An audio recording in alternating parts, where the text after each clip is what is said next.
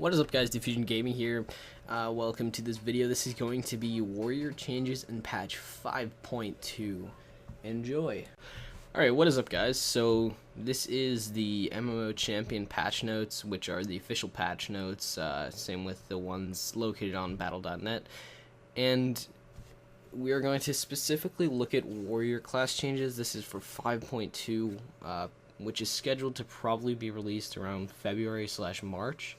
The PTR is scheduled to be available early January, so stay tuned for that. I also want to say that I will be releasing a video probably either today or tomorrow of the new Season 13 gear, and as well as Tier 15 gear. So let's go into Warrior, because that's what we're interested in right now. Alright, so right off the bat, looking at Warrior, you feel this pain in your heart sinking down, because the first thing you see, Shockwave now has a 40-second cooldown. Was 20 seconds. Oh man. Now, I'll admit 20-second Shockwave was pretty insane. It's an amazing ability being at 20 seconds, but oh boy, 40 seconds, like, that is such a nerf. Such a nerf. I mean, obviously there's something that needed to be done with Shockwave, maybe give it like 5 or 10 more seconds, but 20 seconds? That's ridiculous. Now, there is some more information. I wouldn't say it's necessarily irrelevant, but in terms of arenas, you're not going to see this happen that much, and it's just not something you're going to be thinking about all the time for your cooldown of Shockwave, which it says striking 3 more targets will reduce its cooldown by 20 seconds.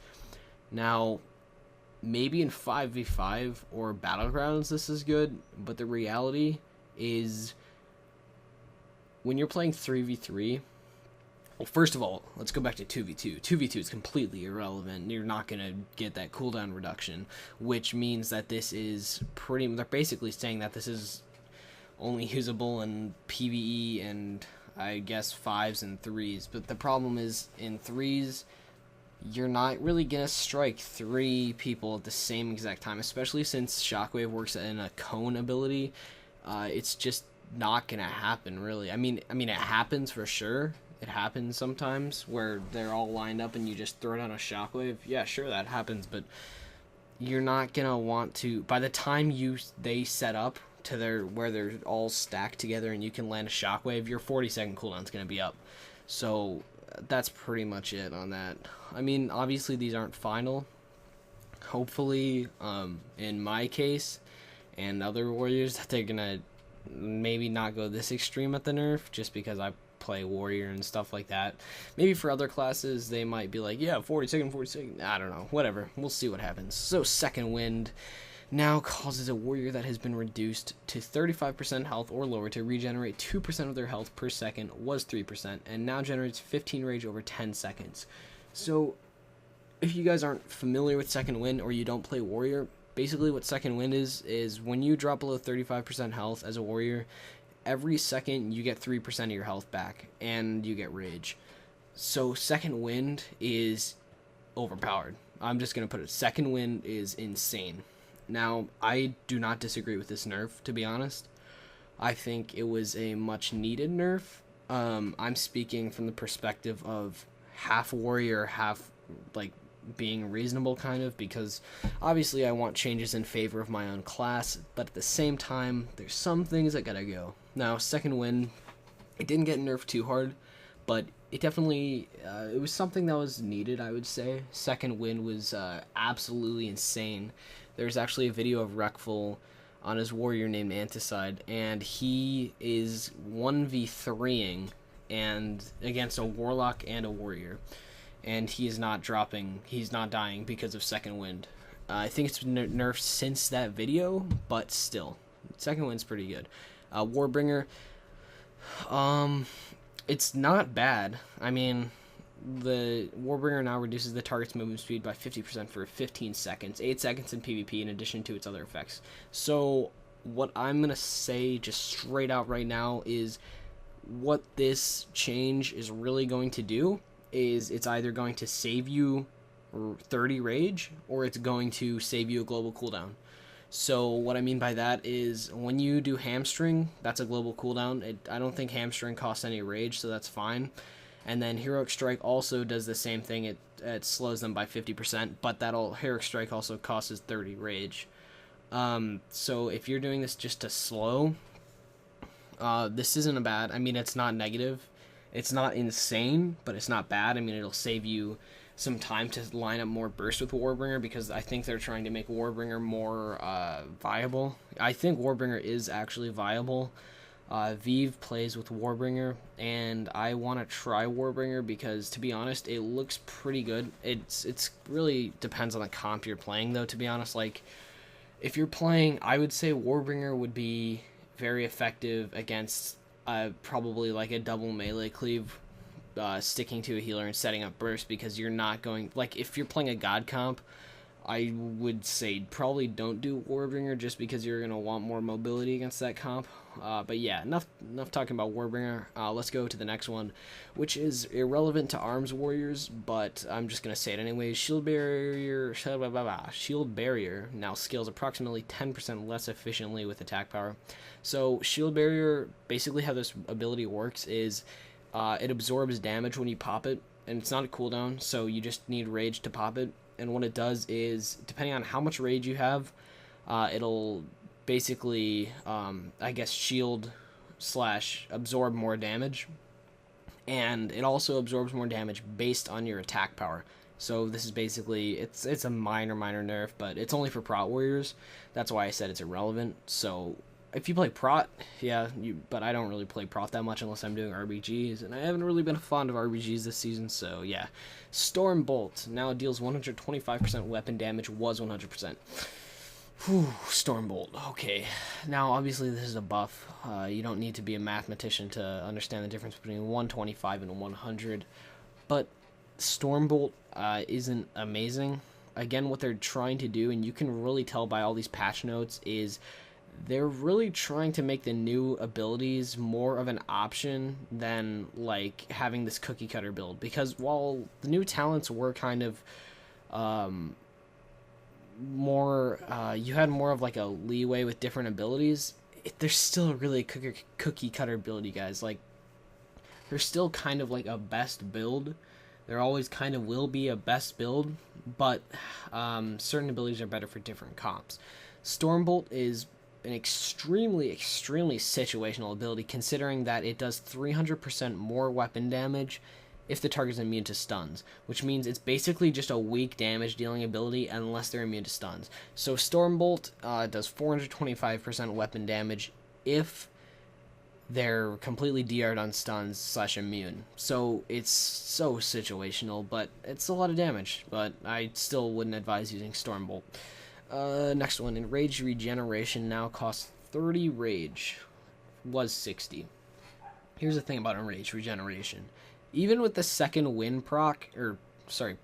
even with the second wind nerf, second wind is still going to be better than Enraged Regeneration. You have to understand that second wind is a passive ability, so you don't cast it, you don't pop it, it is always affecting you when you're below 35% health. So you're always being healed below 35% health no matter what. So 2% a second.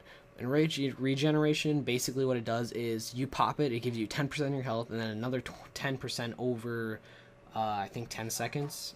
So, I mean, it's a decent heal, but the problem is you could go second wind. First of all, save a global cooldown. Second of all, save rage. Third of all, generate extra rage from second wind. Overall, second wind's going to be better. And now we have the two other ones, pretty much the two last important ones. Actually, no, I forgot about this glyph. So Glyph of Death from the Above, which normally it basically reduces the cooldown of Heroic Strike by 15 seconds. The glyph also increases damage done by Heroic Leap by 100%. So Heroic Leap now is actually good for damage. It's actually, what I've noticed is, if you Heroic Leap into like a group of a few people and then Shockwave and then just unload on somebody, you've got a lot of pressure and damage going out. And basically what's happening now is, unfortunately, with this glyph, In 5.2, it will no longer increase the damage Heroic Leap does. Now, Heroic Leap will still do damage, but not to the extent that it does right now. Oh, these changes aren't final, but whatever. Okay, Taste for Blood. This one's like worded so weird that I'm not sure whether like what's going on. So it says it's been redesigned, so we can assume it's not going to be exactly like what it is now. What it is now is basically your Mortal Strike procs Overpower or dodges proc Overpower. Overpower has a 30% chance to increase Heroic Strike damage by 100%. This stacks up to 1 time in PvP in its current state, and I think 5 times in PvE in its current state. And what it says here is it now causes the warrior to gain 2 stacks of Overpower. So right here we see that the stacks might be called something different. So that's weird. Then, so when Mortal Strike deals damage or the target dodges and no longer interacts with Heroic Strike. Okay, this is the confusing part. What does it do if it no longer interacts with Heroic Strike? I'm not sure. This is worded weirdly. I'm not really sure. So if you know what's going on, just leave in the comments below. But we're just gonna move on. Slam now deals 220% weapon damage, was 190%. This is a buff, nice buff, because Slam, as it is, already does a lot of damage, and I mean anything extra is nice, so that's cool. More damage on Slam, that's good. Okay, and the last thing is Shield Slam, which kids are obviously irrelevant to Arms Warriors. This is the only change under the protection tree.